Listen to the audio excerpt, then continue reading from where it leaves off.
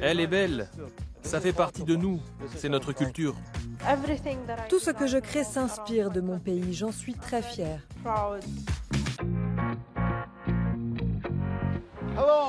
Bonjour et bienvenue dans Qatar 365. Je suis Adel Halim. Dans cet épisode, nous explorons le secteur florissant de la joaillerie au Qatar. Depuis l'Antiquité, les eaux du Golfe renferment l'un des joyaux les plus précieux du pays, les perles naturelles.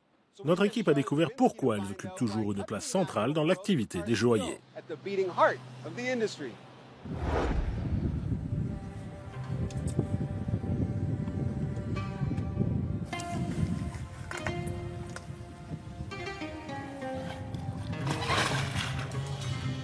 Inutile de plonger dans les profondeurs de l'histoire du Qatar pour savoir que ces eaux ont toujours regorgé de richesses.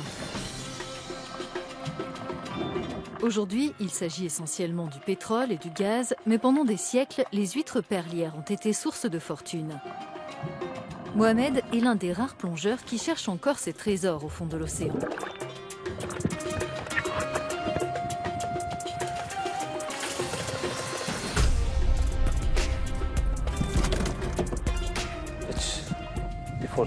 Cela remonte à plus de 2000 ans.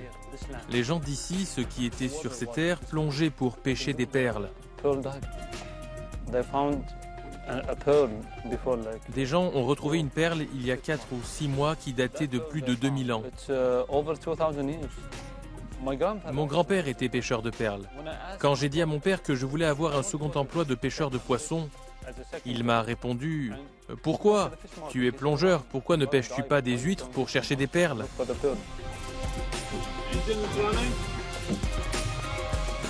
Mohamed scrute sa récolte. Aucune perle cette fois. Ok Naresh, je plonge encore.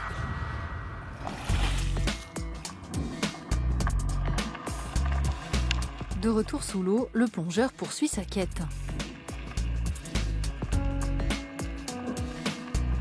Mais comment sait-il quelle huître est digne d'intérêt? Tout d'abord, il faut déterminer si c'est une huître adulte ou un essaim. On peut le savoir en regardant sa taille et son épaisseur. Et puis, il y a une autre chose que je regarde, ici précisément. Vous voyez, il y a un espace derrière. Plus il y a d'espace, plus elle est âgée. Si elle est comme ça veut dire qu'elle est plus vieille que les autres. Alors que de nombreux pêcheurs de perles utilisent des bouteilles pour rester sous l'eau plus longtemps, Mohamed plonge en apnée. Il s'est entraîné à retenir sa respiration pendant qu'il fouille les fonds marins, exactement comme ses ancêtres, la pêche à la perle étant l'une des plus anciennes activités dans le Golfe. Autrefois, les plongeurs s'attachaient des poids en pierre à une jambe et portaient un pince-nez quand ils descendaient sous la surface. Elle est belle. Elle fait quelle taille? Peut-être 3,2 ou 3,5 mm. Sa couleur est étonnante, elle a une nuance de gris. Oui, une nuance de gris. Et on peut même dire qu'il y a un peu de vert. Je suis content. Et la chance lui sourit encore. Il y en a une autre ici, vous la voyez? Oui, ici, il y en a une autre. Un incroyable butin pour Mohamed car les perles naturelles sont extrêmement difficiles à dénicher. Les plus petites sont probablement les plus courantes. Et c'est à peine une huître sur 10 000 qui renferme une grosse perle naturelle. Voilà qui explique pourquoi elles sont si chères et elles séduisent autant.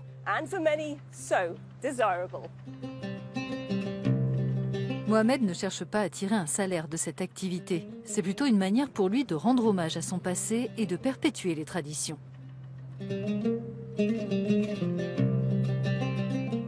Cela fait partie de nous, c'est notre culture. C'est ce que faisait notre grand-père pour gagner sa vie. Et aujourd'hui, on peut aussi gagner de l'argent avec. Donc il y a de nombreuses raisons qui me poussent à le faire. Et j'adore la plongée.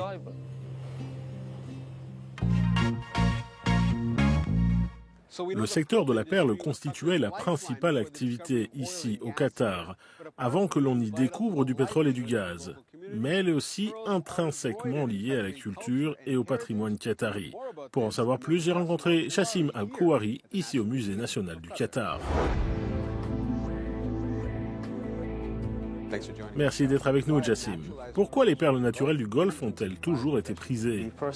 Les premières exportations de perles venaient de la région du Golfe en réalité. Ce sont les gens du Golfe qui les ont découvertes et les ont exportées en premier. Et même plus tard, quand ils ont vu qu'il y avait des perles dans d'autres régions du monde et qu'ils en faisaient le commerce, ce sont les perles du Golfe, celles de Basra, qui ont été considérées comme les plus précieuses parce qu'elles ont un éclat unique et une forme unique qui fait que les rondes sont les plus recherchées. Et elles ont conservé ce statut au fil des siècles depuis 2000 ans. Les perles naturelles qataries étaient très prisées en Europe, mais étaient-elles exportées ailleurs? Les perles étaient exportées dans le monde entier, en Europe occidentale et jusqu'en Chine et en Extrême-Orient. Et l'un des objets que nous exposons ici dans la galerie numéro 7 qui est au cœur du musée, c'est le tapis de Baroda qui a été réalisé en Inde et commandé par le Maharaja de Baroda. Les perles sont utilisées dans la joaillerie, mais pour quels autres objets également? Les perles étaient utilisées pour décorer de nombreux objets d'ameublement. Même la nacre que l'on trouve sur les parois internes de l'huître était utilisée dans de nombreuses sculptures partout dans le monde. Concernant le tapis de Baroda, il s'agissait d'un cadeau du Maharaja de Baroda aux musulmans. Il voulait qu'il soit placé sur la tombe du prophète Mahomet. Il a fait faire un tapis entièrement orné de perles et de pierres précieuses. Pouvez-vous nous parler de l'effondrement de ce secteur? Jusque dans les années 1930, la perle était le principal produit d'exportation du Qatar. Mais à cette époque, en particulier, un japonais du nom de Mikimoto Kokishi a développé le concept de perle de culture. Et avec l'essor de cette industrie, le secteur de la perle naturelle du Golfe s'est effondré. Car il faut pêcher 8000 huîtres pour espérer trouver 5 à 15 perles maximum. Et puis elles ne sont pas toujours belles. Elles n'ont pas toutes la même forme, la même taille, la même couleur. Or, dans la perle de culture, on peut élever 8000 huîtres et obtenir exactement la forme, la couleur et la taille que l'on veut. Cela a eu pour effet de faire chuter le prix des perles naturelles du Golfe et au cours des années 1920 et 1930, le secteur ici s'est lentement effondré. De quelle manière le Musée national du Qatar met-il en lumière la signification des perles pour la culture locale? On met en lumière l'importance du secteur de la perle en parlant tout d'abord des négociants, puis de la diffusion des perles dans le monde entier, depuis Rome il y a 2000 ans jusqu'en Amérique du Nord dans les années 1930. On évoque aussi la place qu'occupaient les perles à cette époque et le fait qu'elles représentaient la pièce de joaillerie qui était la plus précieuse et celle portée par les célébrités et les têtes couronnées à travers le monde.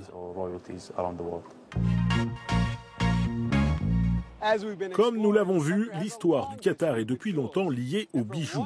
Une créatrice, installée ici à Doha, le sait bien. Elle s'inspire même du pays dans les pièces qu'elle réalise.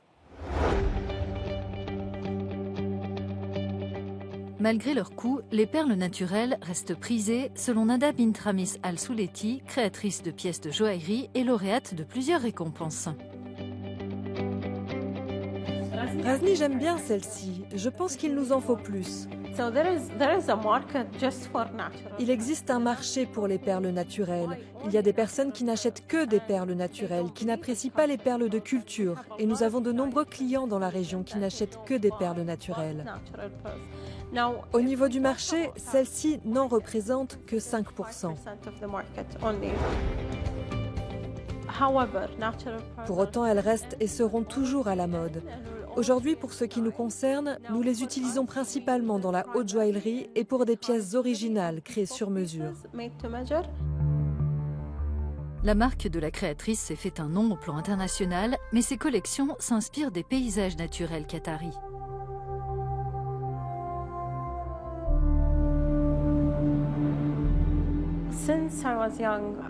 Quand j'étais petite, je parcourais le pays avec mes parents pour voir le désert, la mer, des vestiges, des maisons anciennes, etc.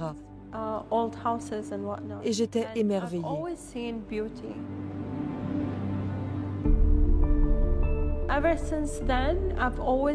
Par la suite, je me demandais tout le temps comment utiliser cela de manière créative. Puis j'ai découvert que la joaillerie était un moyen pour moi de m'exprimer et de traduire la beauté qu'il y avait autour de moi et tous les détails qui nous entourent en une forme d'art que l'on peut porter sur soi au quotidien.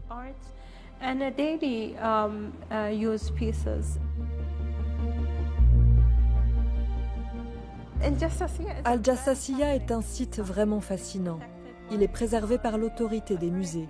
C'est un site où l'on trouve des gravures rupestres sur le sol, dans la roche. L'une des techniques que j'aime bien, c'est la répétition de motifs, parce que la continuité est un apaisement pour les yeux. J'aime aussi le positif-négatif. Ces bagues que je porte, par exemple, je les ai créées en 2014 pour moi, puis j'en ai fait une collection de haute joaillerie.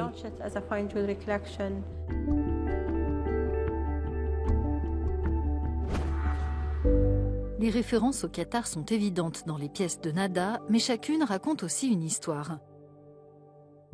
Cette bague, par exemple, reprend les contours du territoire du pays. Pour la créatrice, il est important de partager avec le monde entier l'inspiration qu'elle puise au Qatar.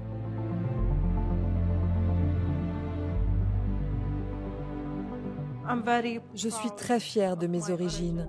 J'ai un profil international. J'ai vécu en Europe, au Moyen-Orient, j'ai voyagé un peu partout, mais je suis toujours connectée à mes racines qui sont ici.